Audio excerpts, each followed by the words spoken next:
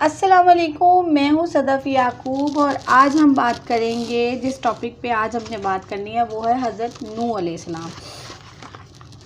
बिस्मिल्लाहिर्रहमानिर्रहीम। हज़रत नूह अलैहिस्सलाम जो है वो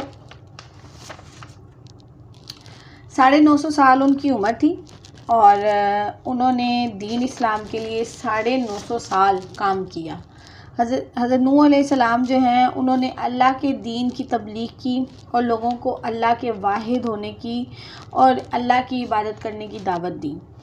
आपकी ज़िंदगी के इस तवील अरसे में यानी कि 950 साल उन्होंने तबलीग की। इस तवील अरसे में 80 आदमी ईमान लाए। फिर अल्लाह ताला ने आप अलैहिस्सलाम को बता दिया कि जितने लोगों ने ईमान लाना था वो ला चुके, अब कोई ईमान ना लाएगा। हज़रत नूह अलैहिस्सलाम ने मायूस होकर इस ख़याल से बद्दुआ की कि ये गुमराह लोग दूसरे लोगों को भी गुमराह करेंगे।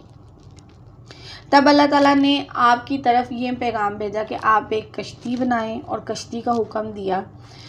अब वो उनको तो इस बात का इल्म नहीं था क्योंकि खुश्की बहुत ज़्यादा थी, तो वहाँ पे कश्ती क्या करती। तो अल्लाह ताला ने जब उनको हुक्म दिया कश्ती बनाने का तो उन्होंने कहा कि मैं कैसे बनाऊँ कश्ती। तो अल्लाह ताला ने कहा कि मेरी निगरानी में मैं तुम्हें कश्ती बनाने का हुक्म देता हूँ।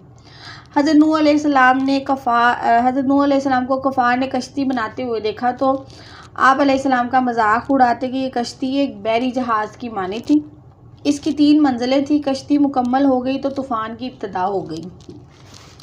आप अलैहिस्सलाम हर ईमान लाने वाले और हर जानवर के एक एक जोड़े को इस कश्ती में सवार किया। ये तूफ़ान 6 माह तक जारी रहा। आखिर यौम अशूरा यानी कि मुहर्रमुल हराम की 10 तारीख को ये तूफ़ान ख़त्म हुआ और कश्ती जोदी पहाड़ पर पहुंचकर ठहर गई। इस तूफ़ान में हज़रत नूह अलैहिस्सलाम और इनके साथ जो लोग थे और जानवर इस कश्ती में सवार थे, सिर्फ वही बाकी बचे। बाकी सब लोग तूफ़ान की जद में आकर मर गए। ये है तज़किरातुल अंबिया में। ओके जी, कुरान पाक में हज़रत नूह अलैहिस्सलाम का ज़िक्र 43 मुकामात में किया गया है और आपका नाम नूह बयान किया गया है, जबकि तौरात और इस्राएली किताबों में किसी ने आपका नाम शाकिर और किसी ने यशकर बताया है। लेकिन आप अलैहिस्सलाम को नूह इस वजह से कहा गया कि आप अलैहिस्सलाम ने अपनी कौम को जितनी भी दावत इस्लाम दी मगर कौम ज़्यादा सरकश और अल्लाह ताला की मुनकर और बागी थी। कौम की इस हालत को देखकर आप अलैहिस्सलाम रोया करते थे, इसलिए आप अलैहिस्सलाम का नाम नूह पड़ गया। कुरान मजीद में आपके नाम से एक मुस्तकिल सूरत है जिसका नाम है सूरह नूह। अरबी ज़ुबान में नूहा का लफ्ज़ रोने वाला है और आप अलैहिस्सलाम के अजदाद हज़रत आदम अलैहिस्सलाम की सबसे मोहिद गुज़रे हैं। ओके जी, हज़रत नूह अलैहिस्सलाम को जब अल्लाह ताला ने नबूवत से नवाजा, नबूवत अता की, तब उस वक्त कलमा पढ़ने वाला और तौहीद बयान करने वाला, अल्लाह की वहदीनियत पर ईमान रखने वाला कोई शख्स नहीं था, सिर्फ आप थे। हर किस्म की पूजा पाठ उस टाइम चलती थी। हर तरफ शिर्क और गैरुल्लाह की परस्तश का अंधेरा छाया हुआ था और आप उस मखलूक में अल्लाह ताला ने आपको एक रोशनी और एक हदायत का सरचश्मा बनाकर भेजा और हज़रत नूह अलैहिस्सलाम उनके लिए हदायत का एक पैकर बने। तर्जुमा है कि बिलाशुबा हमने नूह को इस कौम की तरफ रसूल बनाकर भेजा, बस वो इनमें 50 कम 1000 साल ठहरे। यानी कि 950 साल हज़रत नूह अलैहिस्सलाम जो है उनकी ज़िंदगी थी और उन्होंने 950 साल इस बात की तबलीग की, लेकिन 80 लोग जो थे वो ईमान लेकर आए। इस वीडियो में मैं आपको ये बताऊंगी कि बुतों की पूजा कैसे अमल में आई। हज़रत इब्ने अब्बास रज़ियल्लाहु अन्हु ने फरमाया कि हज़रत आदम अलैहिस्सलाम की 40 बच्चे थे और जुड़वा यानी कि जुड़वा होते थे, जिनमें काबील और हाबील भी दोनों शामिल थे। तमाम भाइयों ने सरदारी हज़रत शीस अलैहिस्सलाम को सौंपी हुई थी। हज़रत शीस अलैहिस्सलाम के ऊपर इंशाअल्लाह ताला फिर एक वीडियो बनाएंगे। हज़रत शीस अलैहिस्सलाम जो थे उनके ऊपर जो नबूवत की मोहर यानी कि जो नबूवत की मोहर होती है, नूर की मोहर, वो हज़रत शीस अलैहिस्सलाम के ऊपर लगी हुई थी। वहाँ से ही नूर ट्रांसफ़र हुआ आगे नबियों में। इनकी औलाद में से 4 बुजुर्ग थे। हज़रत उर्वा बिन ज़ुबैर रज़ी अल्लाह अन्हु फरमाते हैं कि हज़रत आदम अलैहिस्सलाम की औलाद में से सबसे ज़्यादा जो बहुत नेक सलूक वाला था वो वुद था। वुद यानी कि जो मैंने पिछली शायद वीडियो में 4 जो हैं वो बड़े बड़े बुतों के नाम जो हैं वो आपको बताए थे। ये यहीं से बुत जो है ना, हज़रत जाफ़र रज़ी अल्लाह अन्हु कहते हैं कि ये दीनदार वलीउल्लाह थे। बहुत लोग इनके मोतकद थे। जब ये फ़ौत हो गए तो लोग मुजावर बनकर इनकी कब्र पर बैठ गए, वहाँ पर रोना पिटना शुरू कर दिया। शैतानुल ऐन इनके पास इंसानी शक्ल में आया और उसने कहा कि मैं इनकी एक यादगार कायम करना चाहता हूँ जो हर वक्त तुम्हारे सामने रहेगी।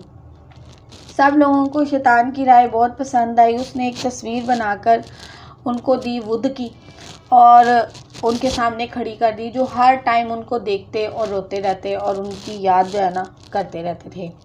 फिर शैतान को इससे ज़्यादा और शैतानी आई कि उसने कहा कि जो दूर से लोग आते हैं इनकी ज़ियारत करने और इनकी याद को ताज़ा करने, मैं उनको उस तरह की कई सारी तस्वीरें बना देता हूँ और वो घर बैठे ही इनकी ज़ियारत किया करें। मगर दूसरी पुश्त के लोगों ने अपने घरों में रखी हुई इन तस्वीरों की पूजा पाठ शुरू कर दी। इस बुज़ुर्ग का नाम वुद था। इसी तरह स्वा, यागूस, याऊक और नसर की भी पूजा पाठ शुरू हो गई। हज़रत नूह अलैहिस्सलाम की कौम भी इन्हीं बुज़ुर्गों के बुतों की पूजा करते थे।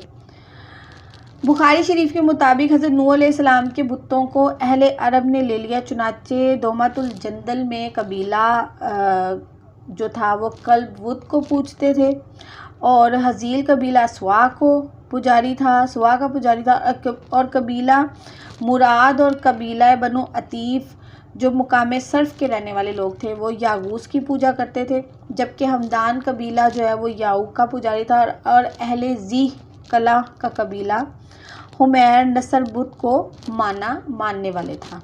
ये पांचों बुत हज़रत नूह अलैहिस्सलाम के तूफ़ान में ज़मीन की तह में दब गए थे, मगर फिर शैतानुल ऐन ने अरब वालों को इनका निशान बना दिया और फिर अरब के नादान लोगों ने इन बुतों को ज़मीन से निकाला और इनकी पूजा पाठ फिर शुरू कर दी। असल में ये सबसे बड़े बुज़ुर्ग गुज़रे हैं। इनके इंतकाल के बाद जो शैतान ने इस ज़माने के लोगों के दिलों में ये बात डाली कि इन बुज़ुर्गों की इबादत गाहों में इनकी यादगार कायम की जाए। चुनाचे इन लोगों ने वहाँ इनको निशान के तौर पर रखा और हर बुज़ुर्ग के नाम पर मशहूरी हो गई। और फिर आहिस्ता आहिस्ता इन बुतों की पूजा फिर दोबारा शुरू हो गई। फिर इन लोगों के मर जाने पर पिछले लोगों ने इनके मुजस्समों की पूजा पाठ शुरू कर दी। यानी कि ऐसे सिलसिला वारियत सीना ब सीना चलता रहा। जिन बुतों का जिक्र हुआ है इनके अलावा भी अरबों के कई बुत थे। बिन सकीफ़ का बुत लात था और बनी सलीम का अज़ी और बनी गुतफ़ान जो था और बनी नज़ीर और बनी साद और बनी बकर का भी अज़ी ही था और अहले कदीर और मसाल का मन्नात था और अहले मदीना भी इन बुतों की ज़ियारत को जाया करते थे। असाफ, नाहिला और सहल अहले मक्का के बुत थे। असाफ को हजर अस्वद के सामने रखा गया था, कोहे सफ़ा पर खड़ा किया गया था और नाइला को रुकने यमानी के सामने, जबकि सहल को ख़ास काबे के अंदर रखा गया था। ये बड़ा बुत था, 8 गज़ ऊंचा था। जंग के वक्त कुफ़ारे मक्का भी इसी का नाम लेते थे।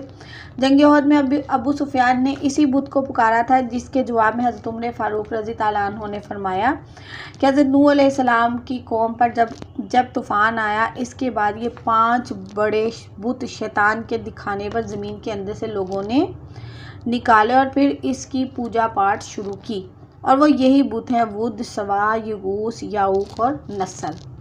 यानी कि ये जो बुत थे ये इस तरह इनकी पूजा करनी शुरू हुई।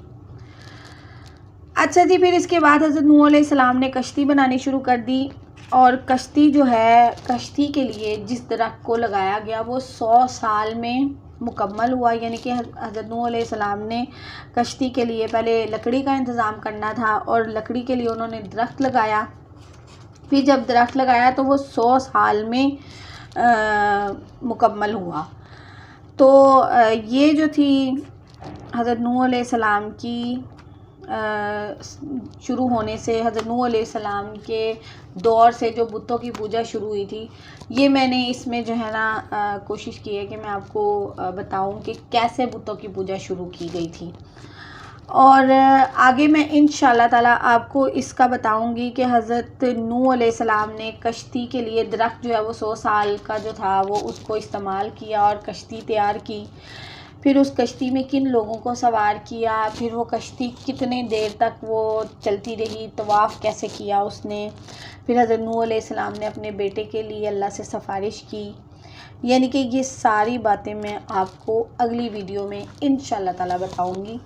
ये सिर्फ़ मैंने अभी हज़रत नूह अलैहिस्सलाम के दौर से जो ये सिलसिला शुरू हुआ था, मैंने उसके ऊपर वीडियो बनाई है। आगे फिर हज़रत नूह अलैहिस्सलाम के ऊपर इन डिटेल बात करेंगे इंशाअल्लाह ताला। अपना ढेर सारा ख्याल रखिएगा, मुझे दुआओं में ज़रूर याद रखिएगा। अगर हज़रत नूह अलैहिस्सलाम के बारे में कोई भी आपको इन्फॉर्मेशन चाहिए या कोई भी आपके जहन में सवाल आ रहा है तो मेरे कमेंट सेक्शन में छोड़ दें। मैं इंशाअल्लाह ताला क्वेश्चन एंड आंसर का जब भी सेशन करूँगी तो मैं कोशिश करूँगी कि मैं इसके ऊपर एक ख़ास वीडियो बनाऊँ और आपके सवालों के जवाब दूँ। ओके जी, अपना ढेर सारा ख्याल रखिएगा। मेरे चैनल को सब्सक्राइब करना मत भूलिएगा। जितने भी नए आने वाले लोग हैं प्लीज़ मेरे चैनल को सब्सक्राइब करें, बेल आइकन का बटन भी ज़रूर दबा दीजिएगा ताकि हर आने वाली वीडियो बर वक्त आप तक पहुंचे। और शेयर भी अपने दोस्तों के साथ ज़रूर कीजिएगा। मैं कोशिश करती हूँ कि ज़्यादा से ज़्यादा इन्फॉर्मेशन आपको दूँ थोड़े से टाइम में। तो मुझे उम्मीद है कि आपको मेरी ये वीडियो ज़रूर पसंद आई होगी और अगली ही हज़रत नूह अलैहिस्सलाम की वीडियो में फिर ढेर सारी बातें आपको हज़रत नूह अलैहिस्सलाम के बारे में पता चलेंगी। प्लीज़ अपना ढेर सारा ख्याल रखिएगा और मुझे दुआओं में ज़रूर याद रखिएगा। ओके जी, अल्लाह हाफिज़।